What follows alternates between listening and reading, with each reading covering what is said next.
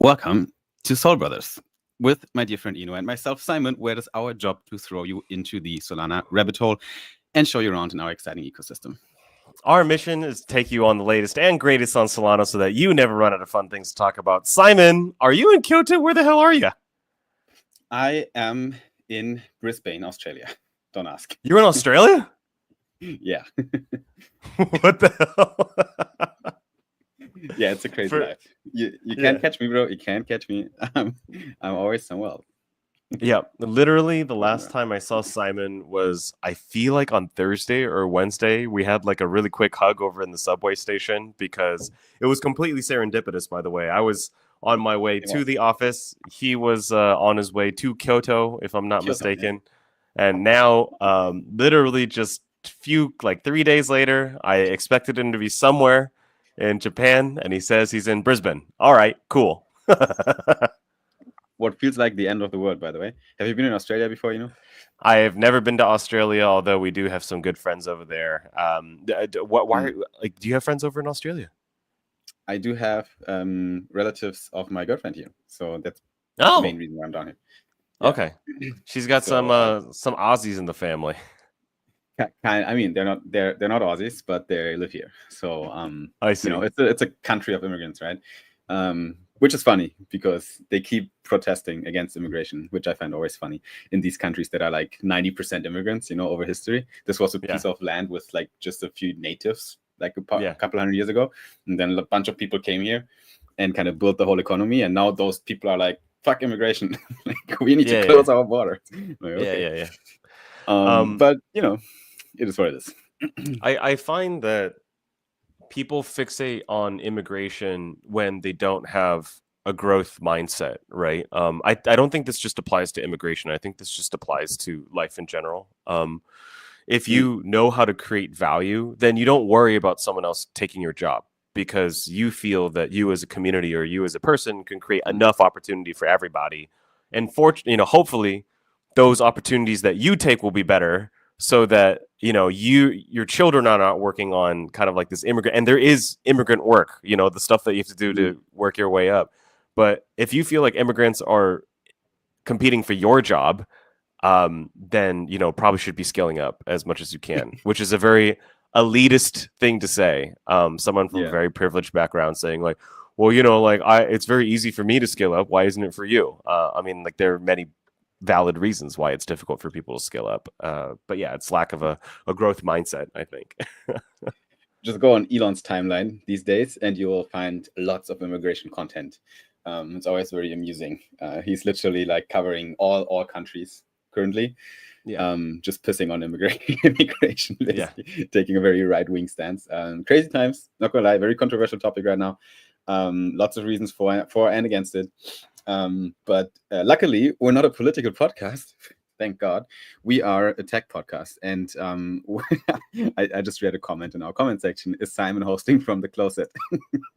Bro, no, it's just a simple lifestyle down here. Let's put it that way. I'm in the suburbs of Brisbane. But we're a tech podcast, you know. We cover all the latest and greatest from Solana, from the Solana ecosystem. And this week is a big week. We have lots on the agenda. We're going to talk a little bit about World Liberty Financial and what the heck is going on right now. Today is Labor Day in USA. Markets are kind of paused. Still, we do have some volumes on the chart. So we're going to check the markets. We're going to check the charts. We're going to talk a little bit about September and what the expectations are for this month. Besides talking about the Trump family and their glorious next token launch. And besides that, we also have a very exciting topic, which is Alpenglow. We covered it last week already. The SIMD 0326 is basically now over. The proposal voting is over, and we're going to discuss the results and a bunch of other ecosystem news. So lots of stuff on the agenda, and I think it's a good time to just dive in. What do you think? Yeah, no, I think it's absolutely a good time to dive in. Last week we were covering the Alpenglow governance process, which just got underway. Simon, what's the number one thing people have to know about Alpenglow? So Alpenglow basically changes a lot of the core architecture on Solana that we have been enjoying the past years since mainnet launch, basically. So Alpenglow is literally replacing Solana's proof of history and Tower BFT with a new architecture. And why do we do that? Because we want to we want to increase bandwidth and reduce latency, which is right now literally written on my t-shirt. So the whole Alpenglow proposal is about getting 150 milliseconds finality, which is going to bring us close to TradFi and legacy financial systems that we have been using since a few decades now. And blockchains so far have not been able to compete with these legacy systems when it comes to finality settlement speed, right? And this upgrade now can push Solana's transactions throughput beyond its current 2,400 TPS, far beyond that. We already had some test runs with all the new developments right now happening on Solana, including Alpenglow and Firedancer and some other updates. We're reaching TPS of above 100,000 right now realistically, and even aiming at millions if everything goes as planned in the next years. So Alpenglow is a fundamental piece of that increase bandwidth, reduce latency agenda. Yeah. I realize now that I might have jumped the gun a little bit here, and that's only because Alpenglow is the most exciting update to Solana's architecture in a very long time. But the part of the podcast that I actually forgot is TA, because I just started going into the podcast. I'm so sorry. So Simon, where the fuck are we this week? Swing it. Yeah, I'm a little... I'm good to talk about Alpenglow. We're going to return to the topic in a bit. Let's check the charts. Let's give the people a little bit of comfort and talk about prices. So what we're looking at right now is the Solana chart in the 1 hour view right now. Looks kind of messy because of all my indicators. But if we zoom out, let's take the daily view, get rid of all the markers and see where we're at. Pretty much going sideways since a while. Not too many impulses to the upside, and kind of matches the Bitcoin cycle we're in right now, because Bitcoin in this cycle has been, comparatively unexciting if you think about it compared to previous cycles, because we've seen 30% bounces up and down in previous cycles. We've seen much more violent swings, to be honest. So what feels like volatility this cycle is actually, compared to previous cycles, quite calm waters. And Solana is obviously showing a similar picture here. We've been kind of holding the $120 level here since beginning of last year almost, and haven't broken down there. There's a really strong resistance down there, and we had one attempt to break to the upside, which was successful, and we reached a new all-time high at almost $300 earlier this year in January, and have been going only down since then, into the tariff low in April. And from the tariff low, we're now starting to recover into what I count in the macro cycle as first and foremost a wave 3. That's the wave we're in right now, an impulsive wave 3 that has been starting basically at the tariff lows with a wave 1 to the upside into May, a wave 2 into Fib level support, and also this kind of support line here drawn in yellow on my chart in June 25 at around $126, which was the last significant low. And from that level, from that wave 2, we've been going up into wave 3, and we haven't finished that wave 3 yet. We're still in that wave and have a bunch of subwaves that we can count there right now. I think we're still on our way up. That's the TLDR. If you want to know, if we're going to go down, is this market over or not? That's a long topic. We could talk about this a lot. I have a bunch of data actually, but we'll keep this maybe for later if we have time today to talk a little bit about some macro data, some economic data from US coming in, and so on. But the TLDR really is that I believe the cycle is not over yet. The top is not in. And we're right now actually finding support here in the current wave structure. We found support again at the 0.618, the golden ratio FIB level at $197. We went a little bit below, but that's all cool. I think we could see another drawdown until $192 ish, but I do feel that we are due maybe this week for another rally to the upside into a wave 3 of a larger, or a wave 5 of a larger wave 3 that we're basically in right now here. And I think, let's see what the price does. Like I said, today's Labor Day, so it's a bit calmer. I expect this week to have quite some volatility because there is a bunch of economic data being released this week from US that will most likely impact markets. So but I do believe that if we can hold this structural resistance right now, the first resistance level are literally here until $192, then we can directly go up. If we break through that, there's more resistance down here around the 184 level where we printed the most recent low. If we can hold that, still okay, right? Only if we really fall through that. I think the level that I'm watching really right now would be below 173. I would start to rearrange things and think that we might be on our way into a larger correction, maybe throughout whole September. But as long as we stay above that, I think we can keep rallying. You heard it here first, folks. Solana to $500 as predicted by Simon by the end of the week. And if he doesn't, Simon's going to eat his hat. Lucky. Because I don't think that's going to happen. But I'd be happy to see that. I'd be happy to see that. You'd be like, I'm going to close out a couple longs if you don't mind. I don't even have a hat, bro. So think of something. Think of something else. What? I heard you got a flash trade hat. No. Max told me that you got a flash trade hat. Don't fucking lie to me. Actually, I do. I should actually wear it. Now that you say it, it's in the other room. So returning back from TA. So anyways, bullish for our coins is essentially the long and the short of it. I also agree with Simon that I don't think we've seen the cycle top, but of course that's what you would say if you haven't made your bag yet. And so, and then going back to the fundamentals of what is going to make Salami worth 500, 1,000, 2,000 a token is the network itself, right? And so big update from last week's situation. Last week, they had just started the governance process for Alpenglow.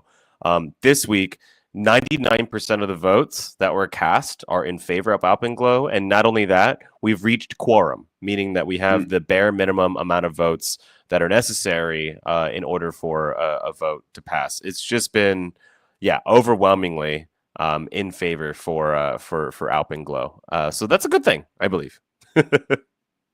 It's been a very straightforward decision, let's say, from the validators, because basically almost all of the validators that voted were for the proposal, right? So, and I think it's because the discussion in the forum, where usually the validators come together and they discuss the proposals. I guess there was a lot of consent that Alpenglow is good for most of us. And there's a few of updates inside of Alpenglow that are not only good for the network, but also good for validator economics because they bring down voting costs, for example, which is one of the biggest costs you have as a validator operator. So I think that's also maybe one reason. There's a lot of validators that are like, hell yeah, we need to be faster on Solana. But there's also a lot of validators that are just like, hell yeah, I want to print more money, right? So whatever SIMD proposal we ship, if it makes the network better and helps me to be more profitable as a validator operator, it's kind of a no-brainer. So why would I vote no? So, right? I guess that's like some of the reasons why this was so straightforward this time with the vote. Yeah. I mean, so these are some interesting stats, right? So theoretically, a decreased slot time of 150 milliseconds to finality would mean about a 40% reduction in MEV rewards from arbitrage and a 25% reduction in MEV rewards from sandwiches, right? So you have this 40% and 25% reduction from arbitrage and sandwiches, which I don't think all arbitrage is bad, obviously, and same with sandwiching as well. Maybe people do all think it is net bad, time and a place. But generally speaking, a reduction in both numbers is a good thing. So I could see why. I mean, and also just everyone. Of course, everyone wants Solana to be faster. If Solana is faster, it means that it's more attractive to developers worldwide. More developers worldwide means more transactions on the network. More transactions on the network is good for validators. Period. And the timing couldn't be better, couldn't it? Like right now, we have so much attention on the Solana ecosystem from all corners, from institutions as well, a lot. So I think if we really want to bring legacy tech and legacy financial systems to Solana and make this blockchain not just this online casino where you can lose all your money and it's like so unserious, right? We need to prove our case here. And I think we can do it if the tech is even better than it is right now. There's still people saying that, right? Like if you go in some TradFi meeting room and they talk about, should we launch our crypto product on Ethereum or on a different chain, then Solana still gets sometimes kicked in the corner as this kind of unserious kid, that is just not really a feasible option for institutions. And we need to get rid of that image. And I think we have a lot of advocates right now that are pushing for a better image. And when the tech also improves, then we're definitely on a good way. Yeah, I think one thing that's worth saying too is that sometimes I get blinded by my own Solana maximalism. And so I will get into conversations still, even in Tokyo. I was speaking to some ETH folks who want to develop on Solana, and they're like, "Yeah, but Solana goes down all the time," which is factually incorrect. Last time that the network went down was a year and a half ago, but it doesn't matter. Right? It doesn't matter how I feel, right? What matters is how other people perceive it. And so really so L2s go down all the fucking time, but people don't talk about it. But it's like this Solana can never be a theoretical downtime of 0, right? I'm not even theoretical, a practical downtime of 0, right? So when you think about just your average person, when they think about where to develop, they're like, okay, well, Solana hasn't had downtime in a year and a half, sure, but Ethereum hasn't had downtime ever. So something to consider. That's something that you have to be ready for. And I was a little bit flummoxed, and I actually got a little defensive. I'm not gonna lie. I was like, bro, that happened like a year and a half ago. Like the network has improved so much since then. Like I don't know why you're bringing. And then after that whole conversation was over, I'm like, yeah, I probably handled that a little poorly. Like I probably should have just been like admitted that that's true.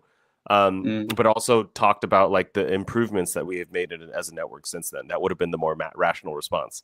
I was not ready with the rational response though. Come on, man! You should be able to have that discussion. You're one of our most our loudest advocates for the ecosystem. So but I went too aggressive. Yeah, I know. I gotta polish it. I went too aggressive. I should have just been much more like, yes, that's true, but that's a year and a half ago, and here are the improvements we've made since then. Blah blah blah. Right.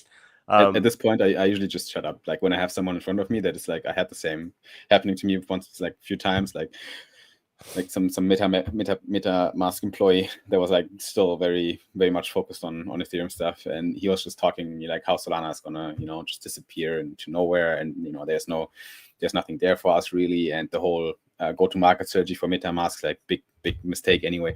And I was just like nodding, just fucked off, because sometimes you can't argue with them. And anyway, like I want to have a fruitful conversation, like I want to learn something from it. But some people they just want to shit on Solana and be like, yeah, we're the best ones, like we have the biggest balls on Ethereum, and I'm like, okay, whatever. So but I'd like to bring up a couple of comments here from Ginsu, our friend over at Soulflare. Banger TA. I agree. Simon always does the best TA in the space. I think the only TA that matters. And then Nick says, and then MetaMask joins Solana. Inevitable. I absolutely agree. Inevitable. So be so good that they can't ignore you. And speaking of being so good, they can't ignore you. Ooh, check out this little phone here. Holy crap. What's this, Simon? Bro, I don't even know, like Seeker season? Is it coming now? So Solana has been building a blockchain, right? Like that's where it all started. Now Solana is building mobile phones. That is already like a pretty significant step. And I think it's a very bold move, not gonna lie. I think a lot of people laughed at Anatoly probably when he first came up with this idea and launched Saga, which was probably a pretty poorly, a pretty poor phone, I would say. Like a lot of people were not really excited about it back then. They were just excited about the airdrops, but I haven't really seen people being excited about the actual tech and the phone itself and the quality and so on. Now, obviously, we have the second phone, which is an upgrade, which is a better one. It's cheaper and better than Saga, which is Seeker. And Seeker is right now getting really good attention, honestly. Like I see a lot of positive reviews on the timeline. A lot of people can't wait to receive their phone. Mighty Max, we see you in the comment section. My phone is currently in Germany, and I probably won't see it until Christmas or some shit, because I have to get to Germany to get it. But I can see on the timeline that a lot of people are excited about their phones. And I would like to learn a little bit more about Seeker Season, So let's dive into the thread that Solana Mobile here announced and kind of unpack what Seeker Season really means, because the phone, the hardware is one thing, but I think what's much more exciting is actually everything around it. Yeah. So, I mean, everyone remembers that the Saga was essentially a failed phone until Bonk, as usual, saved the day. And I think they airdropped some ridiculous amount of Bonk tokens. And then that ended up becoming a very popular distribution meta for like a month. For a month, there were a bunch of projects that are like, holy crap, Bonk got so much care and love and attention from the Solana team because they gave this free airdrop.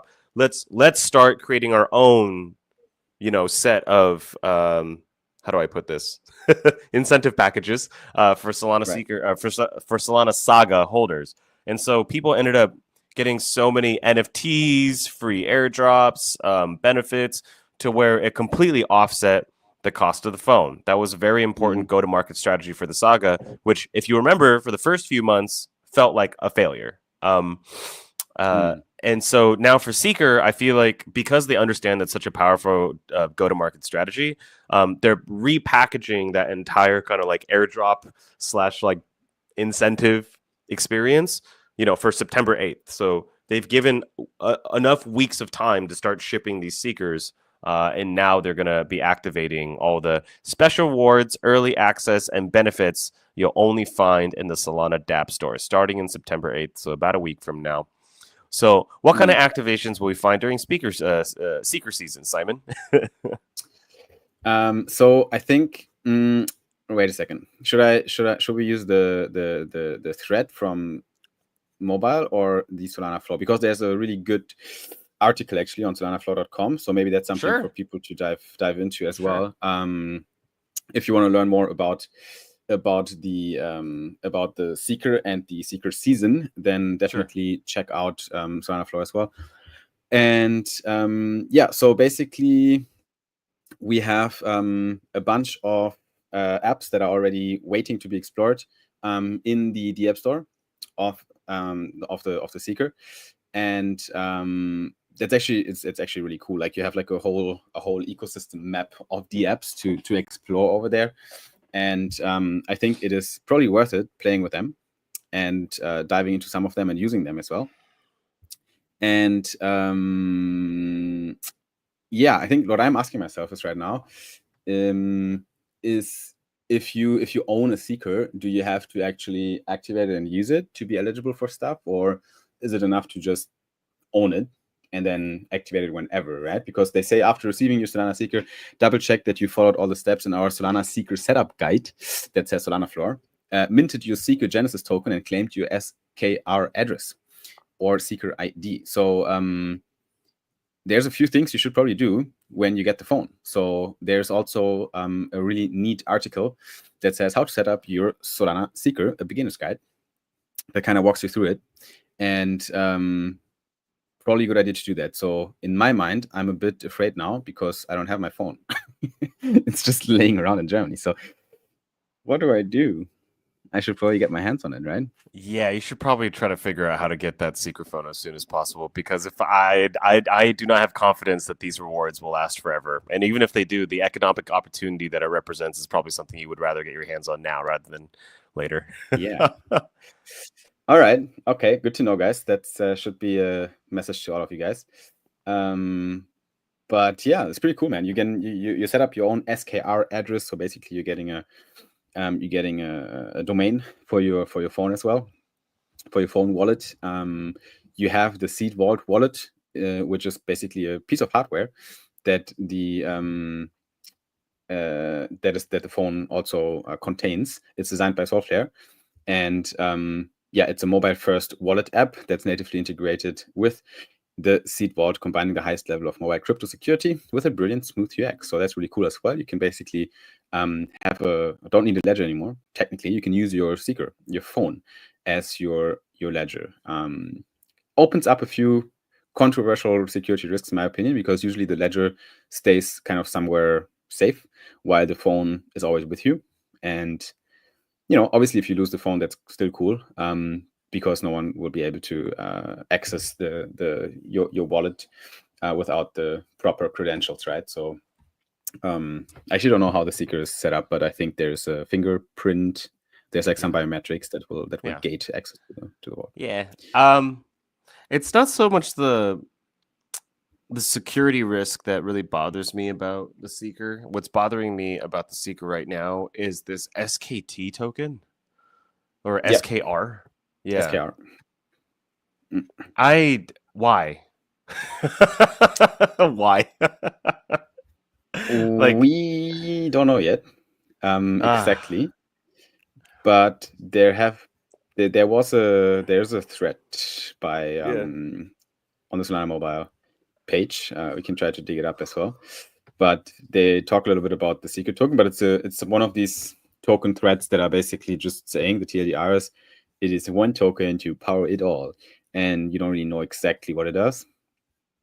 But it will be utilized for the phone. Let's see. I still think people kind of miss the whole news a little bit, because it's a token that has been launched by Solana. The second token besides Sol, right? Yeah. It hasn't been launched yet, to be fair. So like there's not a lot of noise around, but when it does launch, that might be something that our friends over at Meteora will want to DLMM. That seems like a fun LP.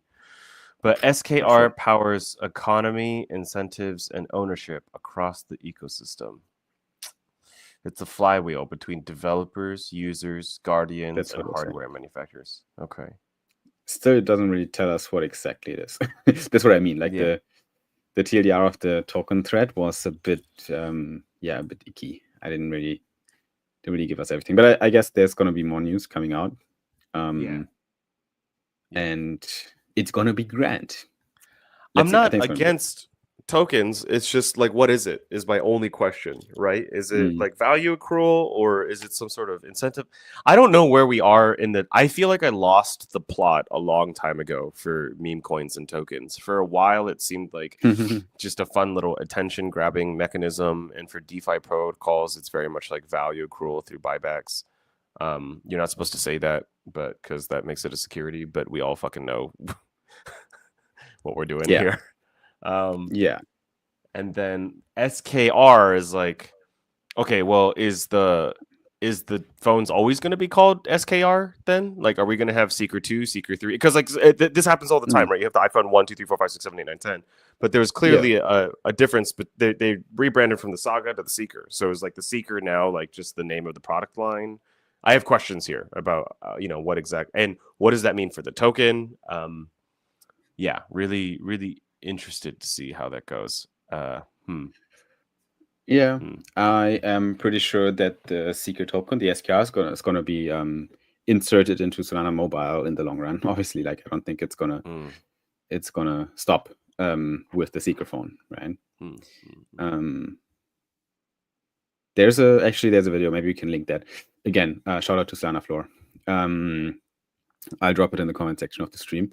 General manager from Solana Mobile, Emmett, breaks down the SKR flywheel, the native token powering the Solana Mobile Seeker phone, at Solana Accelerate 2025, where he basically gave a 4-minute pitch about it. And I guess that would be a great starting point to dive into it. Yeah, this feels like this is like something I'd like to work into the show in the future. It's just like watch a video together and like be like, okay, how do we think about this? Is that bullshit or not? Yep. Yeah, good point. Good point. Yeah. Yeah, but people can check it out on Solana Flow. I also post a link in the comments here, so you guys can check it out. I will so actually be no Soul Brothers watch party right now, but yeah. Maybe next time. The next major announcement that we have, and this is actually we'll save this one for later. I apologize. We actually agreed that we would talk about this later. Is Huma. So Huma is announcing its season 1 airdrop.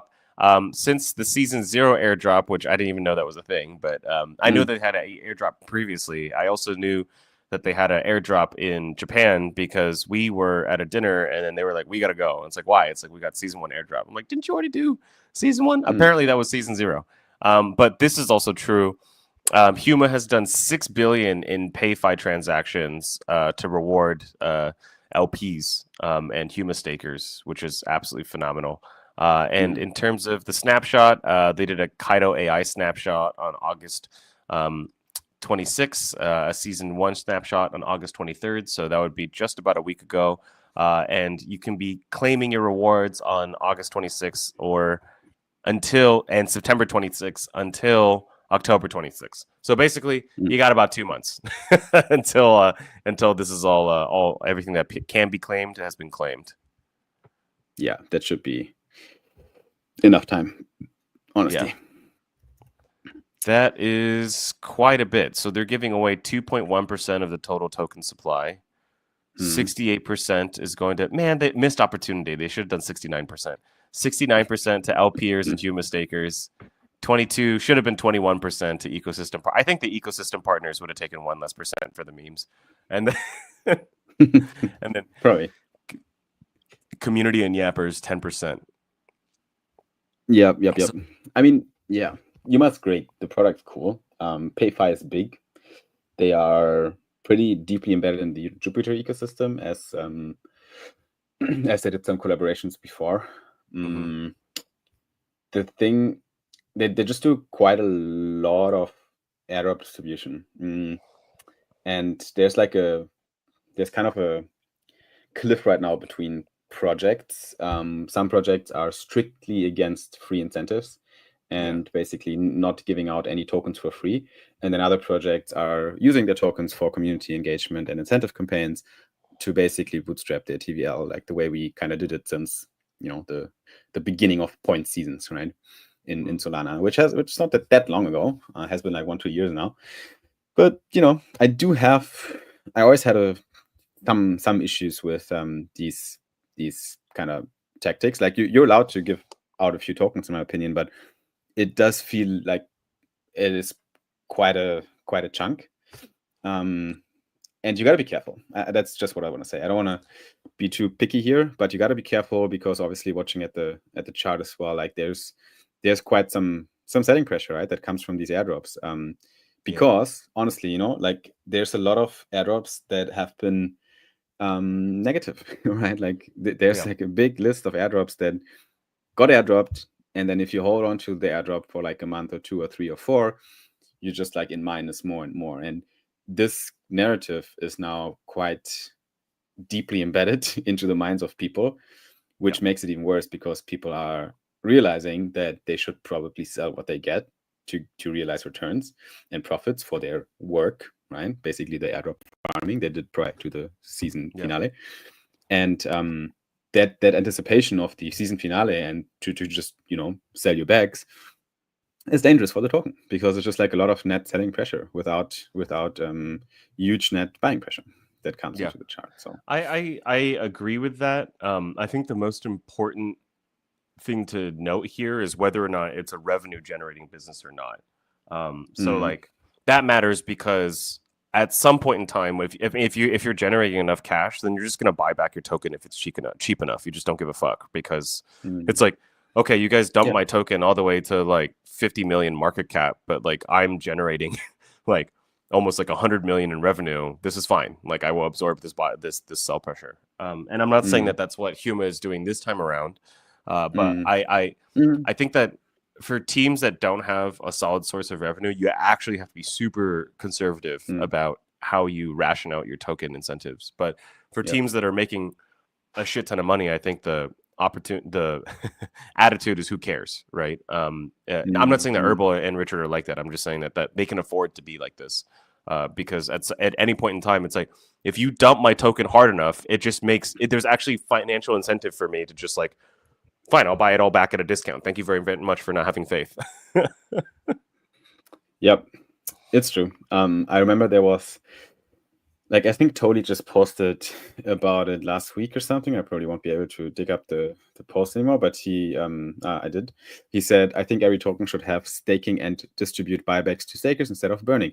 I'm just looking at dump empirical evidence. Protocols with staking tend to be sticky, like all the other ones, maybe towards long-term holders, so the short-term ones get rotated out. So we're getting pretty deep into the midst of tokenomics and token utilities right now, at the example of Yuma, basically. But yeah, totally kind of observed this as well in the ecosystem and said, alrighty, like if you give out tokens, sure, cool, but there needs to be some sort of stickiness and supply sync for your token. And this can be a staking that distributes buybacks to stakers instead of burning those tokens, because then they're just gone, right? I think there's a lot to discuss in this tweet. Won't dive deeper into this right now, but I think it's something to keep in mind right now when evaluating tokenomics and token projects. Yeah, I mean, it's just all about financial incentives, right? So for the Soul token, it makes sense to accumulate more because it's a stake weighted quality of service network. And so what that means is that the more stake that you accumulate, you literally just make more money as a validator. And obviously, as an L1, there's utility in the L1 that is not on the application layer. Literally, you are creating new blocks for everybody. And so, of course, there's going to be MEV rewards and block rewards and inflation rewards that are all paid out to validators. But that is actually an ingenious way to get people to stake their soul, because it's like, look, you could sell that soul immediately, but actually, if you as a validator are accumulating more soul, you will actually earn more money per soul the more soul you put into your validator. The rich get richer. The more soul you stake, the more money you will make. And do you believe in the long-term future of this network? If you do, then it doesn't make sense to sell your short-term bags right now, because you stand to make more money, more than the value of your soul bag today, simply by staking, right? So that's like the napkin math. And also implicit in this is that, like, at any point in time, if you choose that you no longer want to be developing here, you could just sell your entire fucking bag, and you will be richer for it, right? So can we get L1 utility and staking rewards and inflation mechanics baked into everyone else's project? That's a super interesting conversation, right? Like, what could you do with the solid token? What could you do with the cloud token that would literally create new utility for your protocol, right? Even if it's like, what's the equivalent of running a validator but using it with the cloud token or using it with the solid token? That's super interesting to think about. Yep, good discussion, but we do have more news from the ecosystem on the timeline, so we got to proceed. What's next up?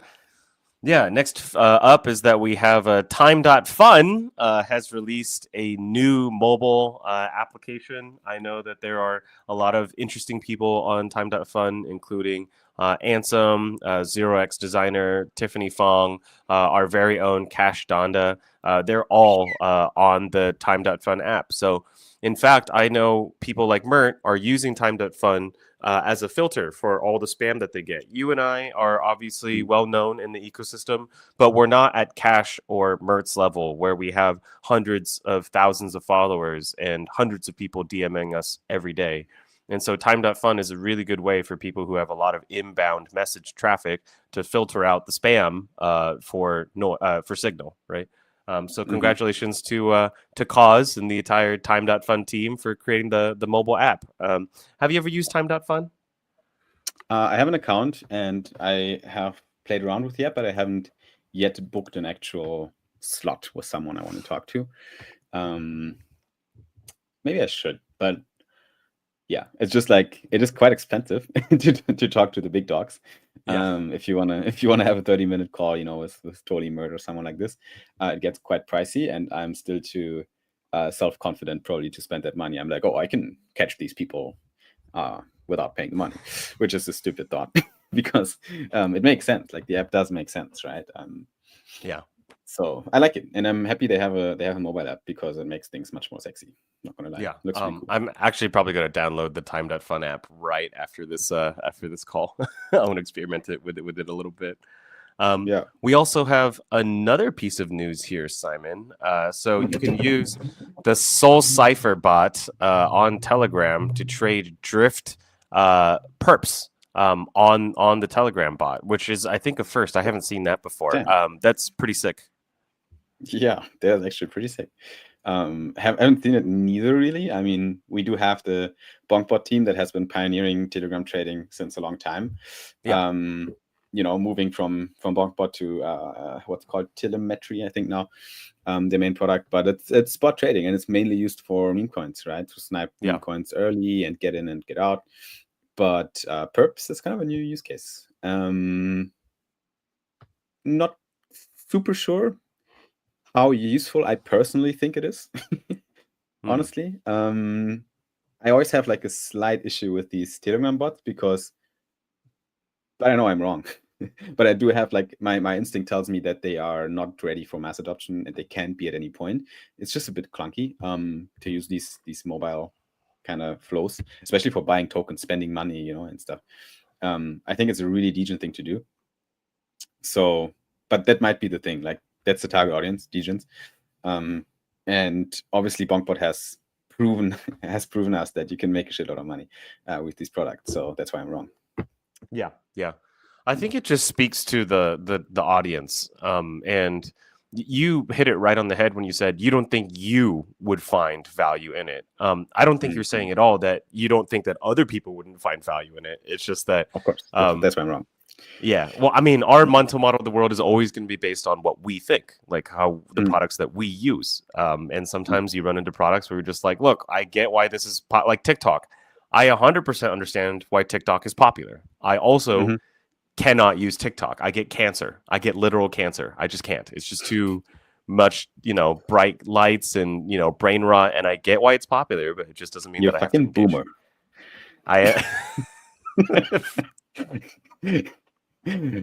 Bro, you gotta be with the cool kids these days. I'm not cool. If you say the sentence, you're a boomer, by the way. Yeah, I know. If you use cool kids as these two words, then you're a boomer. Yeah. But I'm with you. I hear you. Another really cool update for our friends over at Jupiter. Holy shit. They have launched Jupiter Lens over the last week. We've obviously been talking about it for a very long time. I know that some of the internal goals at Jupiter, get this, all they wanted, of course, over time to make this the biggest money market on Solana, but the initial target for launch was $100 million. Simon, that was the initial target for launch. Yeah, it was. That is so defensive. That's well, so I mean, controversial. That's like, they are we gonna make it? Yeah, I mean, they were targeting, and this isn't. It's funny that this promotional video, usually in a promotional video, you give your like best stats. USDC, they're showing APRs there of like 8%. That's not even remotely accurate. Like right now, APRs for USDC on Jupiter Lend are 9% and above. Over the weekend, it was hitting double digits, over 10%. Obviously, as more capital comes in, the incentives will be diluted amongst all lenders of USDC. And so those numbers aren't going to last forever. But Jupiter Lend has fucking smashed it out of the park. They have $750 million to like in TVL for Jupiter Lend. That's 850. Is it 850 now? Yeah, I just want to give you the most recent. Holy shit! So that post must be from yesterday or some shit, right? This post is from Saturday. Yeah, here you go. Yeah. Oh my god! Like, over the weekend, they just added another 100 million to it. So I think we're gonna see 1 billion this week. I'm not gonna lie. Simon, what are we even doing with our life? You just need to build money markets. You just need to build fucking DeFi. That's it. But I mean, you have to also admit that the company you're working with these days also has a fucking high TVL on Solana, and one of the top protocols in terms of TVL. I mean, yeah, for sure. But I mean, it's just I refuse to get desensitized by numbers like this, because Mm. if you work in this industry for long enough, like, it's just like, 500 million here, 200 million here. But like, I think we just need to be objective for a second, be like, this is fucking nuts. That's crazy. Like 850 million dollars worth of capital in a single platform in less than a week is what the heck? I mean, I mean, it wouldn't have been like A, it's only possible on Solana, and B, it's only possible on Solana right now. Like you wouldn't have been able to pull this off probably like a year ago or something. no. We do have the tech, we do have the attention right now in the market to pull such money in. We have enough whales that trust the DeFi platforms we have. Obviously Jupiter Lend is the brand name strong, the audits are there. Fluid, their partner for Lend, is a strong company as well, providing the tech. So it all checks out. Yeah. Jesus. Shout out to Jupland. Good job so far, and let's keep printing. Let's keep getting these numbers in. Obviously, this is a sign that the product kind of makes sense to a lot of people, because yields are just really good right now, especially for your stable pairs. If you want to have a stable kind of low risk yield, then probably one of the best ways to park your money right now. Even though there's a lot of juicy opportunities right now on Solana to get yield on stable coins and similar risk levels, I have to admit. I think that there's been a string of pretty, I'll be honest with you, crappy launches from the Jupiter team. I won't name those products, but I feel like they didn't really get the attention that they deserved. I'm just glad that Jupiter Lend was executed on an extremely high level, like a really high level. So I'm very, very happy for the Jupiter Lend team, and congratulations, guys. for all your hard work. Yes.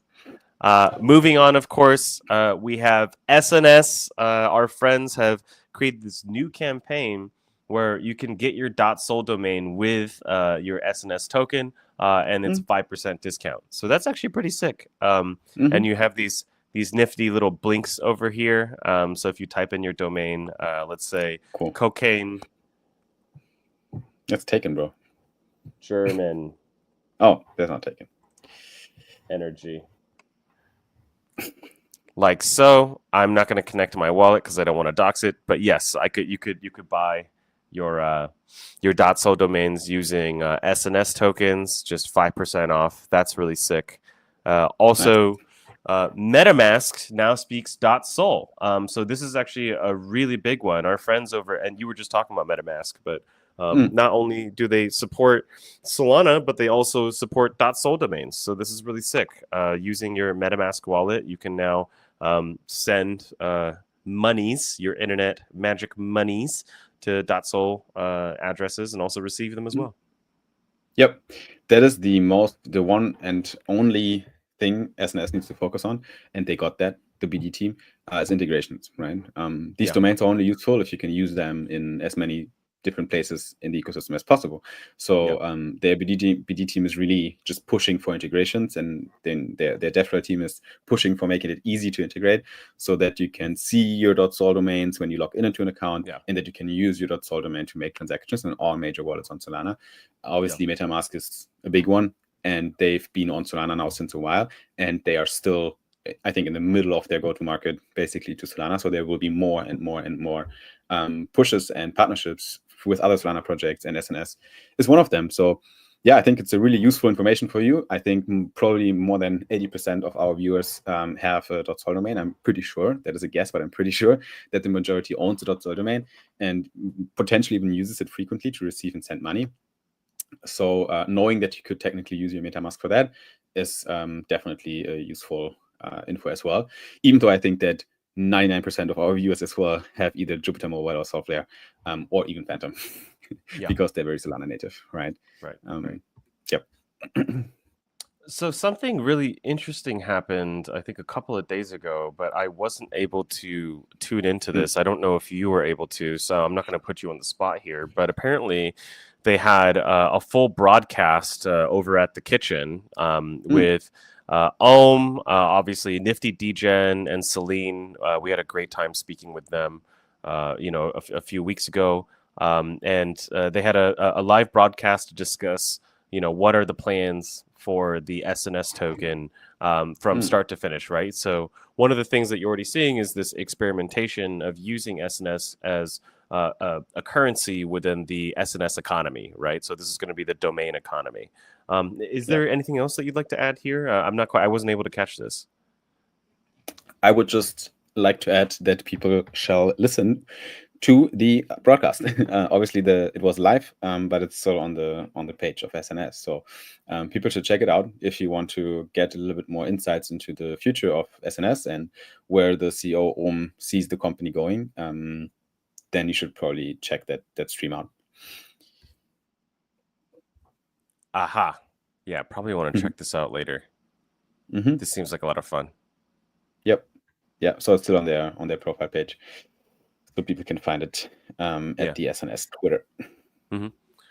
We had a really fun interview with Ohm over in Tokyo. Is there anything you want to share from that interview? I mean, we get to know her a little bit more as a person. Like we know her personally, but it's like it's a little weird to kind of interview your friends about themselves in front of camera when you kind of already know the answers, but at the same time, like you need to ask because that's the job and other people don't know. So it's like you need to present Mm-hmm. them. But it was nice. I wish we had more time. Mm. But because she's just really interesting. I like speaking Mm-hmm. with them. Yes, I think we'll do more of this. But I do think that this content piece is going to provide a lot of value to people that are even if you're not interested, shame on you, in SNS and in .sol domains, you still want to check out that interview once we push the polished EP out.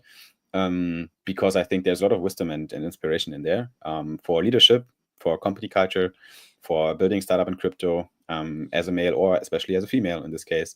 And a lot of anecdotes what it means to be a a Thai woman building in crypto, because that's her cultural background, and I think some of her cultural identity is part of her leadership style as well, which is really interesting. So I don't want to front run the EP, so maybe some of you guys listen to it live because we usually live stream these recordings, but there will be a polished EP as well on YouTube and on our podcast channel that everyone can listen to once it's out. But it was definitely a fun one.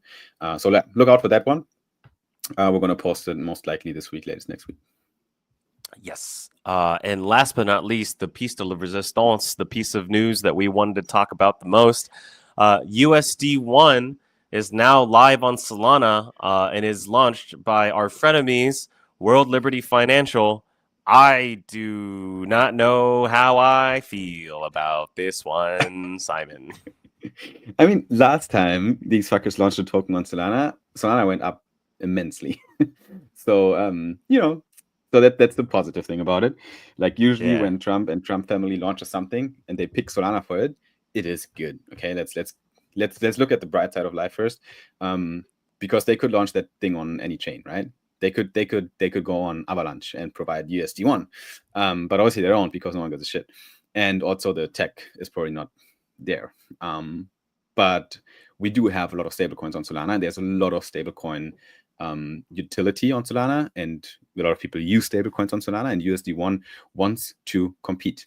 USD1 wants to compete with Circles USDC, Tether's USDT, and all the other maybe even yield-bearing stablecoins we have on Solana. And USD1 is coming as some sort of, political stablecoin, I would say, that is supposed to bring professionalism from the US government, which is an interesting case. So I think let's make sure for the listeners to distinguish between USD1 and WLFI, stupid ticker, by the way, World Financial Token.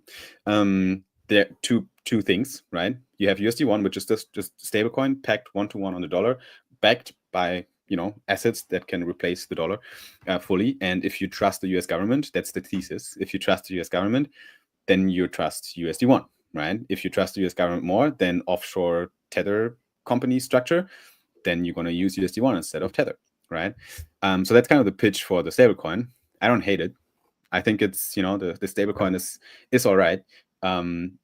But happy to hear your controversial thoughts as well when it comes to USD1 and why we might not need it on Solana. No, I mean, more stablecoins on Solana is a strictly good thing. but I don't trust the retards behind World Liberty Financial. And to be clear, they are class S tier retards, right? This is the same team that was doing great with the Trump launch and could have stood to earn hundreds of millions of dollars in fees without selling a single token, just by providing protocol-owned liquidity, POL, into the Meteora DLMM. These guys could have made hundreds of millions of dollars in fees because, I mean, there is no better KOL in the world than Donald fucking Trump. As much as I hate the man, I cannot deny his ability to attract attention to the things he cares about, right? These same idiots bought a domain for Melania's token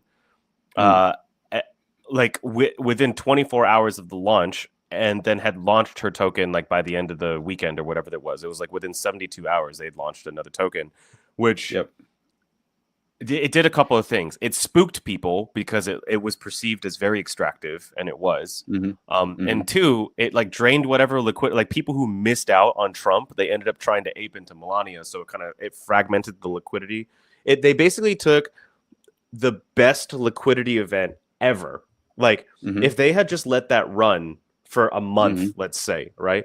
Trump would probably be, the token itself would probably be at like $200, $300. Maybe I'm just making shit up, but Trump could easily have been at $200 or $300 at the end of that month. They could have earned hundreds of millions of dollars in fees, right? Legal, clean, didn't have to dump on anybody, right? And it would have brought so much trust into the crypto ecosystem. Like people, their first experience wouldn't be, we could have all won together, right? Where Trump team is happy, they don't have to dump, they got so much money on fees. We're happy because idiots like us like aped into Trump super early, and then because we're on Solana and we pay attention to news all the time. And newbies, you know, they might not be happy because the investment is not like 10xing, but they certainly don't feel unhappy because it hasn't like rugged. And that's when people get unhappy, is when it rugs. They're just incredibly short-sighted, stupid people. And also, we know for a fact that World Liberty Financial, which is essentially Eric Trump's organization, he is 100% Ethereum maxi. He any move that you see World Liberty Financial doing on Solana is they're using us. They're using us as a distribution channel. They do not believe in Solana as tech. They don't believe in Solana as culture, and they don't believe in Solana as the future of finance, at least in the United States. They're 100% Ethereum eggs in their basket. So I don't trust them. I don't like them. I think they're incompetent. And I know our friends are working with them, but fuck World Liberty Financial. I don't know. But you know, this time it's gonna be different, right? Right? That's good. WorldLibertyFinancial.com, you can actually see what they are up to. They are the place where DeFi meets TradFi, whatever the fuck that means. And they are launching a token called WLFI, which is the governance token, and it is community governed. WLFI token holders are the ones steering the future of the platform by proposing, reviewing, and voting. And you know who owns the most WLFI? Trump and his family and everyone around them. So there has been a few people already looking into that. And obviously the token is pretty centralized, centralized, distributed between the Trump family and related companies and institutions. I think Trump himself is holding $6, $7, $8, $9 billion worth of WLFI right now at this moment, which is quite a substantial amount. So, but it's community governed, and they are cooking. They're cooking. You know, they have an app coming soon. They have lend and borrow coming soon. They have an exchange coming soon, and obviously they have trade WLFI soon. For everyone who's listening into the pod right now, on the 1st of September, you can already trade futures of WLFI on exchanges such as Maxi or some others. There's like a few exchanges that already listed the token.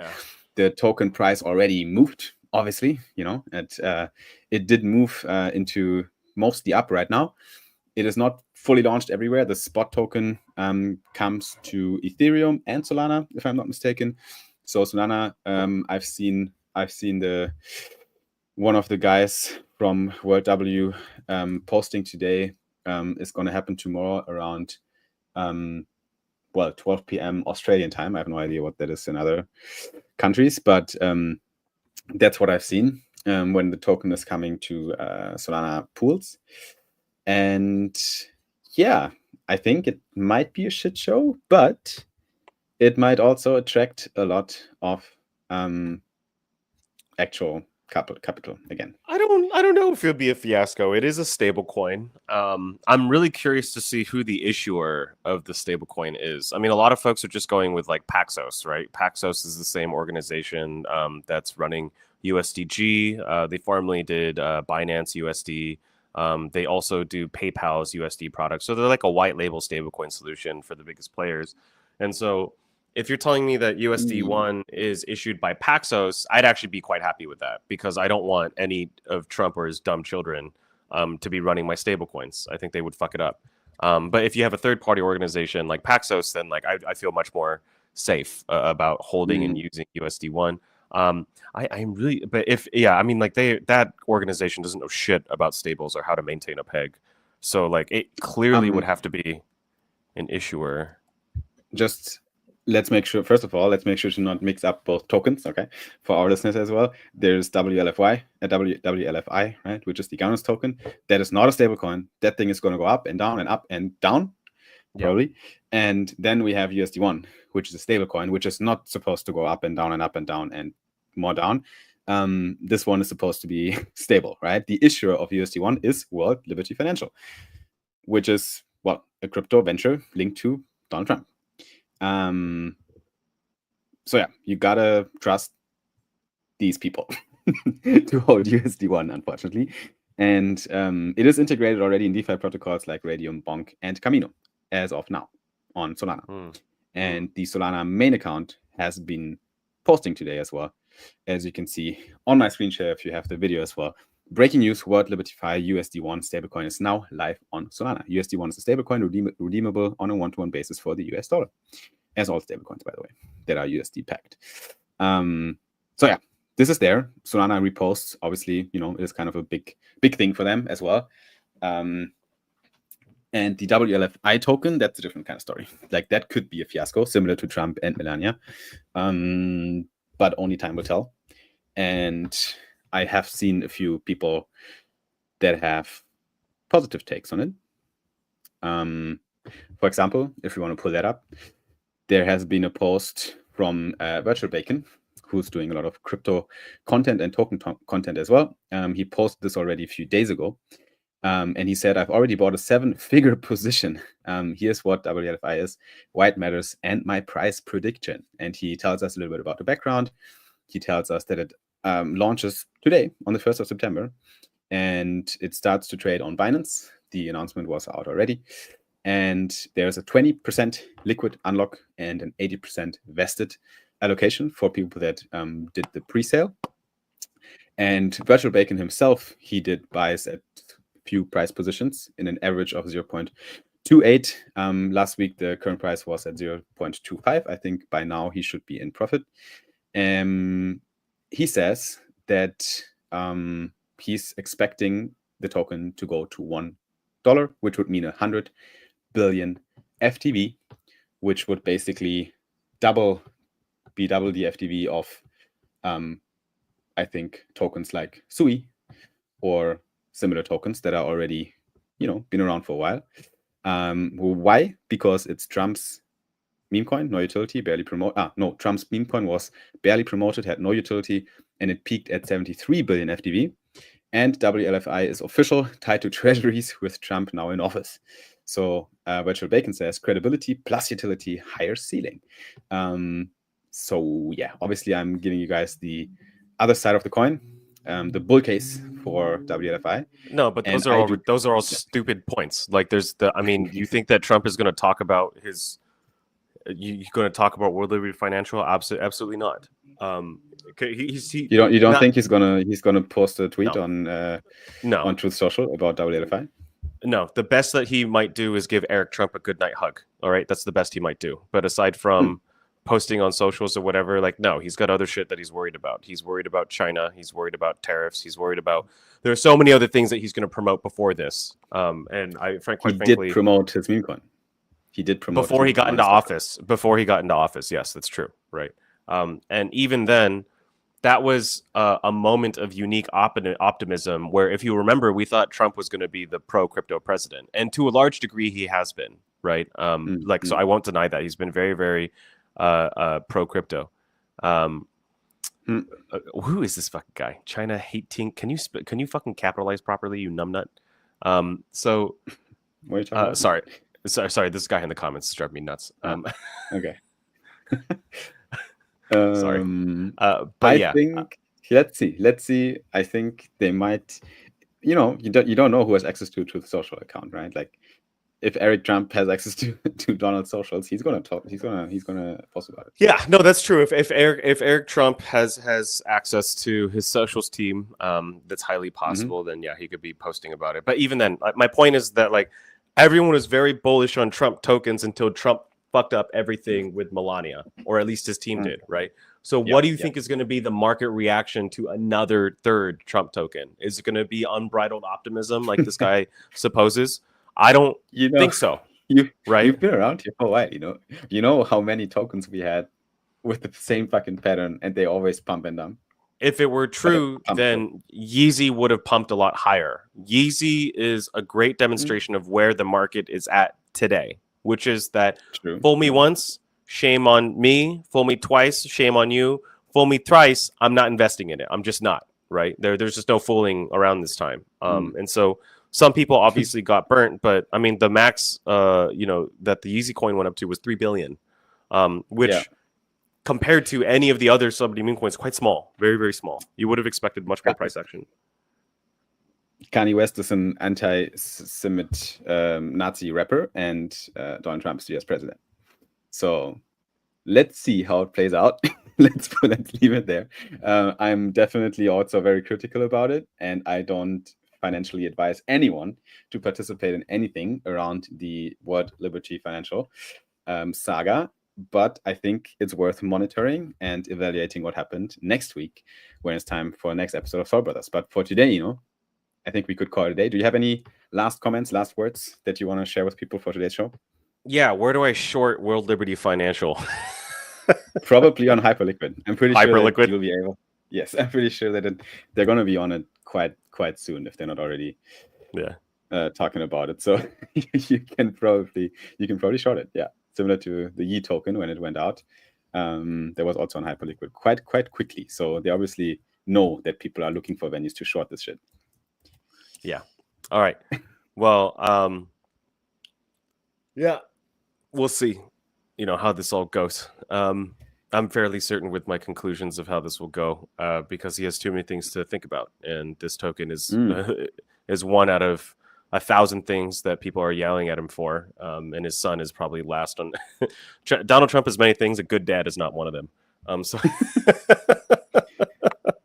you can already short it, by the way, on Hyperliquid. I know I will be shorting it. Trust me. Ready to make some goddamn money. Perfect. Yep, WLFI. But be careful because markets are very volatile when it comes to this shit. So they might pump before they dump. With that being said, guys, thank you for tuning in today for another episode. We covered a lot, and we're going to cover even more next week when it's time again for Soul Brothers Pod. Make sure to follow us on Twitter or X and YouTube and Instagram. And make sure to also listen to the pod if you are a podcast listener on Apple Podcast or Spotify. Until next week, we will wish you a successful week this time for the beginning of September. There is lots more to cover, and we will make sure to blast out content on all our channels this week. So, stay in the green and stay in the loop by following Soul Brothers. And we'll see you at the next one. Peace out, everyone. Adios. Cut. And we're going to go offline as well for the stream people. Thank you guys for being active. Thanks for coming, chat, by the way. Lots of comments here to go through, but yeah. Okay, cool. Thanks guys. We're gonna go offline. We have shit to do, so see everyone. Adios.